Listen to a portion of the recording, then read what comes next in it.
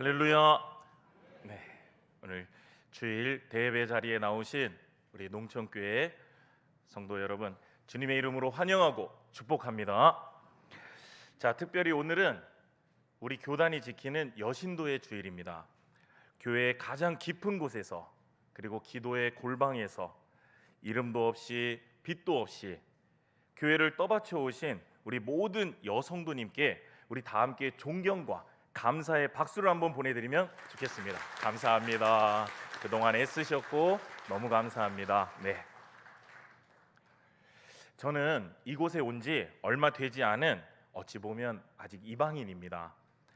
그래서인지 제 눈에는 모든 것이 낯설지만 또 동시에 경이롭고 새롭게 보이는 것들이 있습니다. 제가 농촌교회에 와서 감탄한 것들은 먼저 우리 교회 성전이 참 아름답습니다. 그렇죠? 단순히 건물이 웅장해서가 아니라 이 곳곳에 배어 있는 성도님들의 기도의 흔적과 그리고 손길이 제 눈에는 보여서 더 그런 것 같습니다. 두 번째로, 지난 송구영신 예배 때 담임 목사님께서 긴 시간 동안 서서 전 교인 가정 한 분 한 분의 머리에 손을 얹고 안수 기도해 주시는 모습을 보고 큰 충격을 받았습니다. 이 성도분들의 아픔과 기도 제목을 온몸으로 체휼하며 쏟아내시는 그 간절한 기도의 현장을 보면서 그 손끝에서 전해지는 목자의 심정과 영적인 무게감이 제 가슴을 울리면서 이곳은 진짜 목자가 있는 곳이구나 라는 그런 전율을 느꼈습니다. 이후 목사님하고 관련해서 대화를 나눠봤더니 목사님께서는 그냥 의뢰히 모든 교회가 다 이렇게 하고 있는 줄 아시더라고요. 근데 제가 통계청 자료 같은 건 없지만 제 나름대로 그 교회 성장 연구소들의 리포트와 목회 데이터 연구소 등의 자료들을 통해서 조사해 보니까 우리 농촌교회처럼 안수기도를 진행하는 곳은 채 30%도 되지 않고요, 80%에 육박하는 대다수의 교회들은 그 말씀 카드 뽑기, 이걸로 축복을 대신합니다. 왜 그럴까요? 당연히 그게 편하고 효율적이기 때문에 그렇습니다. 우리 농촌교회 담임 목사님하고 당회라고 해서 편한 길과 효율적인 길을 모르셨을까요?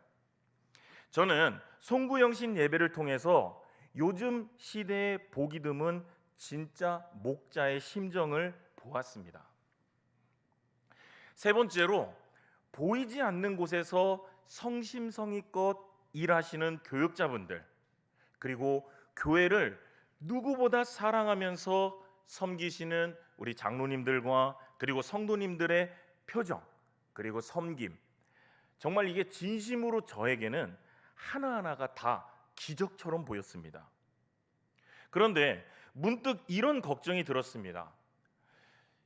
교회 온 지 얼마 안 되고 처음 보는 저에게는 이런 모습들이 익숙하지 않으니까, 처음이니까 이게 놀랍고 감격스러운데, 매주 이 자리를 지키시는 성도님들에게는 과연 이 기적 같은 풍경이 너무나 당연한 일상이 되어버린 건 아닐까 하는 그런 생각을 하게 되면서 오늘 하나님께서 주시는 새롭게 회복해 하소서라는 이 말씀을 통해서 익숙함의 껍질을 깨고 날마다 새로운 은혜를 발견하는 영적 개안이 일어나기를 주님의 이름으로 축원합니다.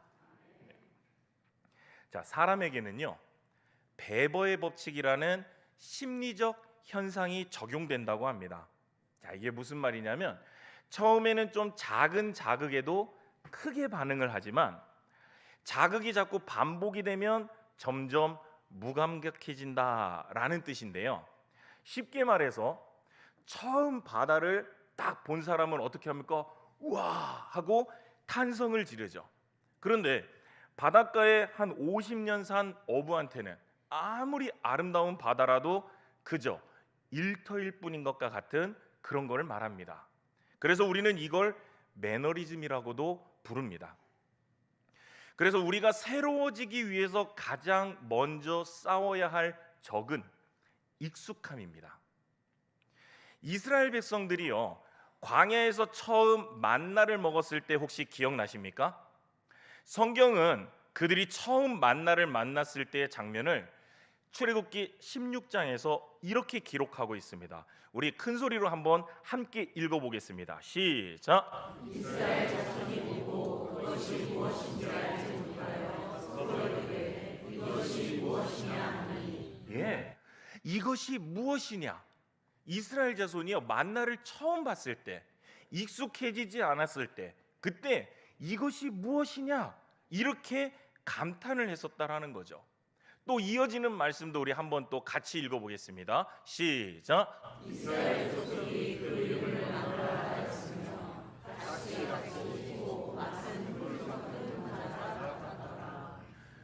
처음 보니까 야, 이게 뭐야, 희고 맛은 꿀을 섞은 과자 같네. 그러면서 이걸 우리 만나라고 부르자 그러면서 감탄했다라고 지금 성경 말씀에 기록되어 있다라는 거죠. 그런데 시간이 지나니까 이스라엘 백성들이 어땠습니까? 우리 민수기 11장과 21장에 보면요, 우리가 애굽에 있을 때에는 값없이 생선과 오이와 참외와 부추와 파와 마늘들을 먹은 것이 생각나거늘 이제는 우리의 기력이 다하여 이 만나 외에는 보이는 것이 아무것도 없도다 하니 벌써 질려서 만나 외에는 다른 것들, 예전에 먹던 것들이 안 보이고 만나밖에 없다라고 말하고 있습니다. 그리고 21장에서는 더 심각한 말을 합니다. 우리 마음이 이 하찮은 음식을 싫어하노라. 뭐라고요? 이 하찮은 음식. 불평 불만이 극에 달아서 하나님이 주신 음식을 가지고 이 하찮은 음식이라고 말합니다. 여러분, 만나의 맛이 변했을까요? 아닙니다. 하나님의 은혜가 변했습니까? 아닙니다. 하나님의 은혜는 똑같이 내렸는데 변한 것은 그들의 마음과 시선이 변했던 것입니다. 한 노부부가 있었는데요, 할아버지가 할머니를 부를 때마다 얼마나 다정하게 부르는지요. 자기야, 나 물 좀 갖다 줘. 내 사랑, 내 안경이 어디 있을까요? 이쁜이 우리 밥 같이 먹을까요? 막 이렇게 부르니까 동네 사람들이 놀래서 다 너무 부러워했답니다. 그래서 한 사람이 아니 그 비결이 궁금해가지고 어르신한테 한번 물어봤답니다. 아니 어르신은 옛날 분이신데 어떻게 그렇게 다정하고 아니 어떻게 그렇게 로맨틱하세요? 좀 비법 좀 알려주세요. 그랬더니 할아버지가 주위를 막 살피시더니 작은 목소리로 이렇게 말씀하시더랍니다. 사실은 내가 10년 전부터 저 할멈 이름이 기억이 안 나. 그래가지고 물어보면 혼날까봐 그냥 자기야 이쁜이 막 이러고 부르는겨, 이렇게 말씀하시랍니다. 예. 여러분들 다 웃으셨지만 이게 우리 모습일 수도 있습니다. 우리가 하나님을요 주여, 주님, 아버지 이렇게 맨날 부르지만 정작 하나님 아버지의 이름이 가진 그 능력, 그분의 성품, 그분이 오늘날 나에게 행하셨던 그 일들은 우리가 까맣게 잊어버리고 그냥 습관적으로 주여 주여 이렇게 하고 있지는 않으십니까? 대상은 그대로인데요, 내 기억과 감격이 희미해진 것, 우리가 하나님께 드리는 예배를 매번 그냥 매주 반복되는 예배라고 생각하는 그 익숙함이 우리의 영혼을 병들게 하는 가장 무서운 적인 것입니다. 아까 살펴본 만나에 관한 말씀에는요 아주 중요한 영적 비밀이 숨겨져 있습니다. 처음 만나를 만나고 나서 아까 민수기 11장에 불평할 때까지 이 사이에 딱 기간이 정확하게 딱 1년이 지난 시점입니다. 여러분, 1년이라는 시간이 참 묘한 시간인데요, 이 처음의 감격이 사라지고 일상이 지루해지기 딱 좋은 시간입니다. 저도 이제 온 지 얼마 안 되니까 신선해 보이고 좋아 보이지 1년 지나면 어찌 될지 참 궁금합니다. 네, 우리가 한번 상상해 볼까요? 아무리 맛있는 꿀과자도 1년 365일 삼시세끼 그것만 먹는다면 어떨까요? 아마 저라도 아이고 하나님 좀 제발 메뉴 좀 바꿔주세요. 김치찌개 같은 거 없을까요? 막 이렇게 소리쳤을지도 모릅니다. 여기서 우리는 인간의 합리적인 불평 속에 숨겨져 있는 영적인 문제, 이런 영안이 열려서 이 영적인 문제를 꿰뚫어 보아야 합니다. 그들이 그리워한 음식들의 특징이 뭡니까? 파, 마늘, 부추 전부 다 맵고 짜고 자극적이고 강렬한 자극들을 찾았습니다. 반면 하나님이 주신 만나는 어땠습니까? 담백한 생명의 음식이었습니다. 우리가 평생 쌀밥 먹는다고 아우 밥 지겨워서 굶어 죽어야 되겠다 이런 사람 없습니다. 왜 그렇죠?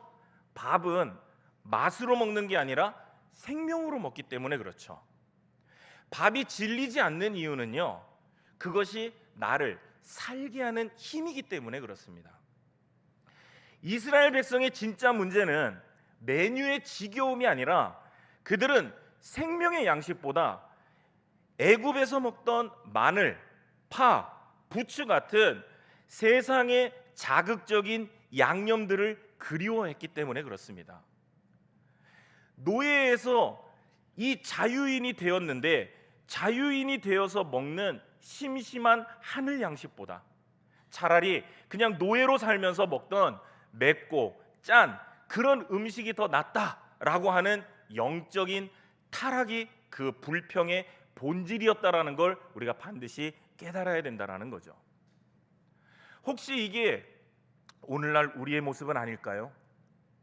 매주 드리는 예배, 매일 만나는 가족, 늘 반복되는 일상이 만나처럼 심심하고 지루하게 느껴지십니까? 그래서 세상의 짜릿한 쾌락이나 자극적인 재미를 찾아서 혹시 기웃거리고 계시지는 않으십니까? 여러분 잘 기억하셔야 돼요. 진짜 소중한 것들은 어떻습니까? 늘 반복됩니다. 공기가 그렇고요, 햇빛이 그렇고요, 가족 간의 사랑이 그렇고요, 우리 하나님의 은혜가 그렇습니다. 그런데 이러한 것들이 지겹게 느껴진다면 그것은 하나님이 변한 것이 아니라, 그 소중한 것들이 변한 것이 아니라 우리가 은혜의 맛을 잃어버리고 세상의 자극적인 맛에 중독되었기 때문에 그런 것입니다. 오늘 이 예배와 말씀을 통해서 자극을 쫓던 우리의 입맛이 거룩한 생명의 맛을 되찾는 그런 영적 미각의 회복이 일어나기를 주님의 이름으로 축원드립니다.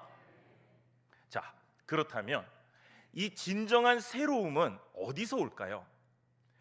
오늘 본문 23절을 우리는 흔히 막 아침마다 새롭고 늘 새롭다 이런 찬양을 부르면서 이 구절을 굉장히 낭만적으로 생각할 때가 있습니다.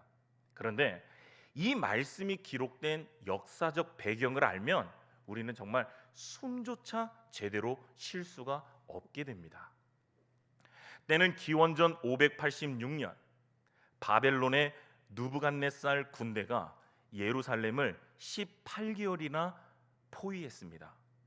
성 안에는요 식량이 완전히 바닥이 나서요, 성경에서는요 당시 상황을 이렇게 말씀합니다.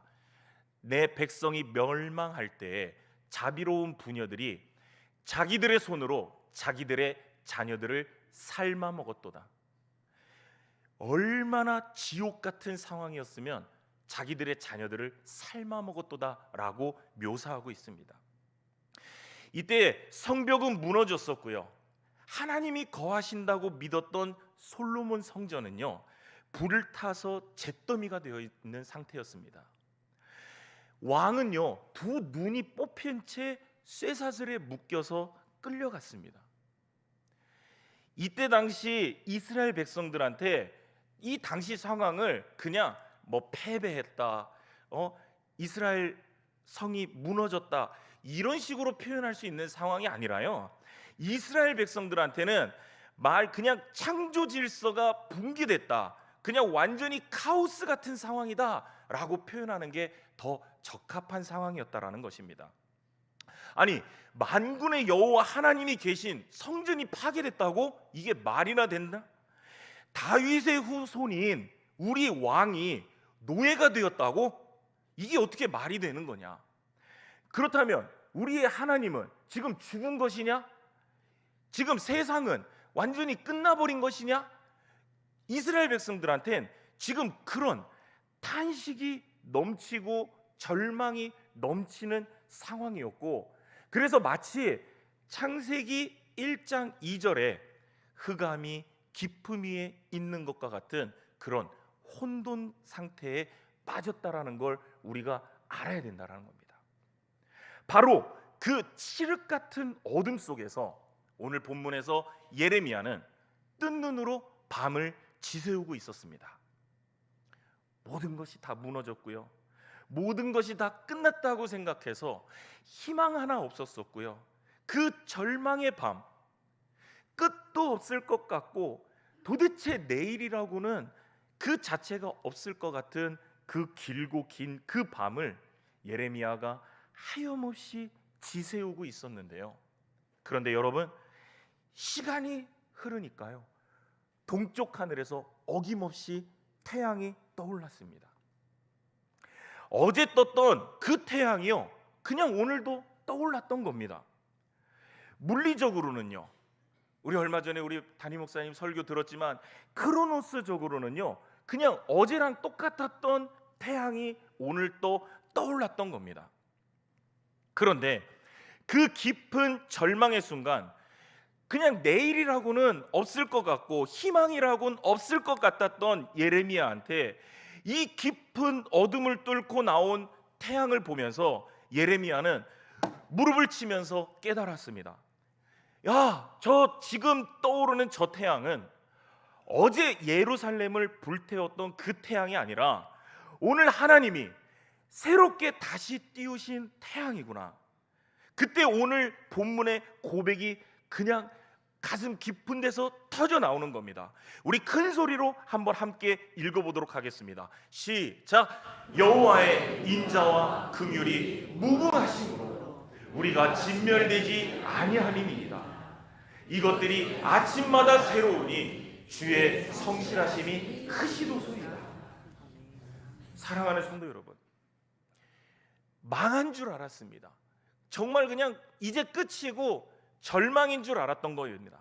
그런데 하나님께서 아침마다 새롭게 또 우리에게 다음 날을 하루를 또 새롭게 허락하시는구나, 이거를 예레미야가 지금 깨달으면서 여기에서 놀라운 재창조의 신학을 깨달았다라는 거죠.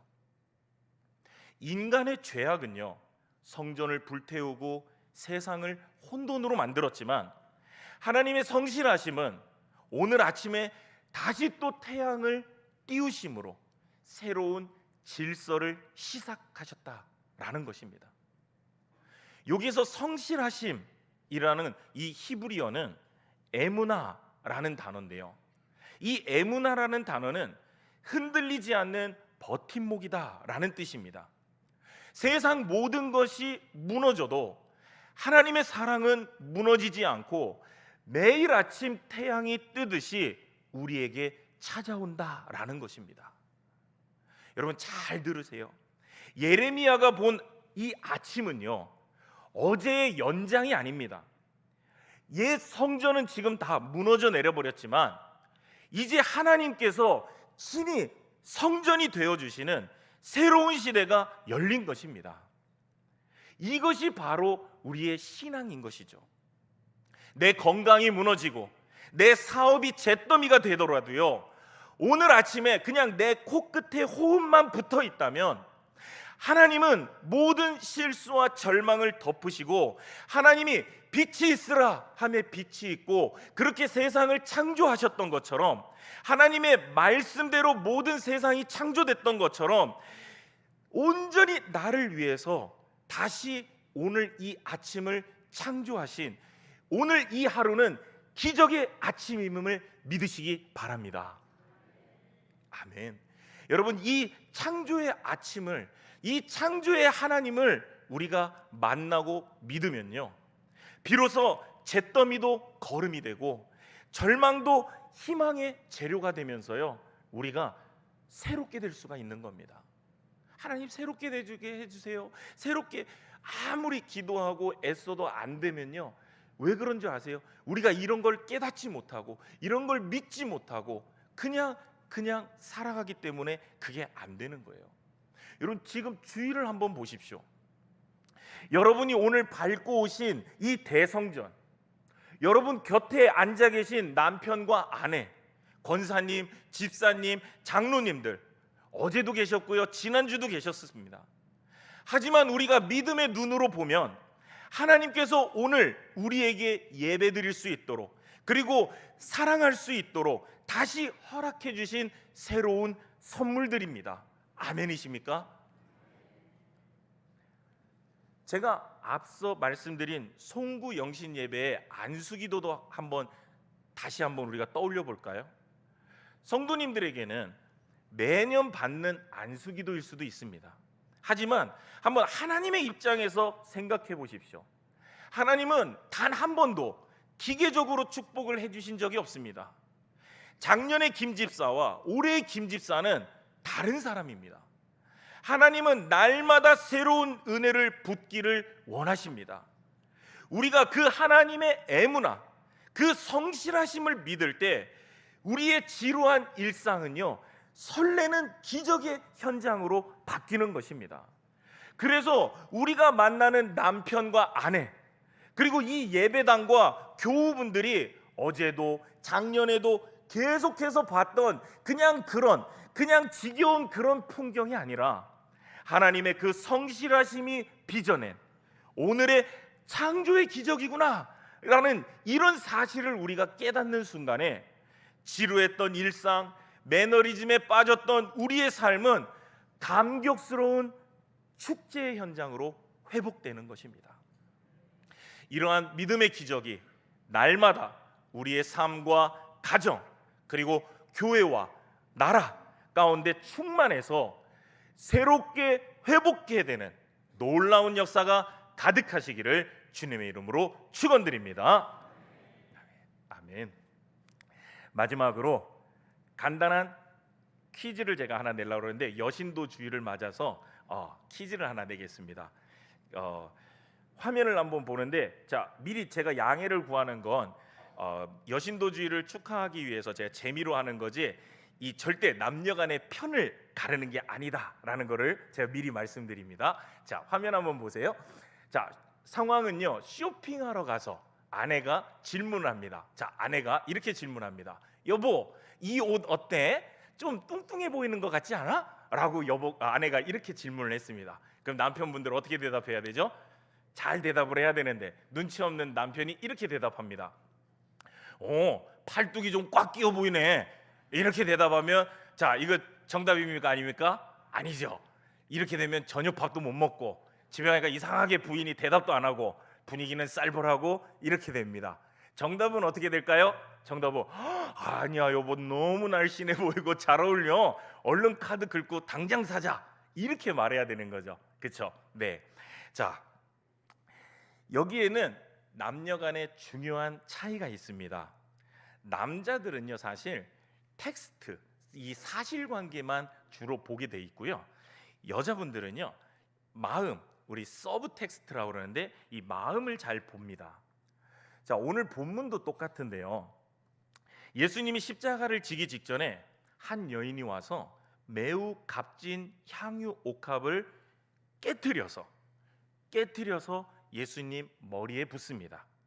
이때 그 자리에 있던 남성 제자들, 특히 가룟 유다가 반응을 이렇게 했는데, 오늘 남신도분들만 한번 크게 읽어주시면 감사하겠습니다. 시작.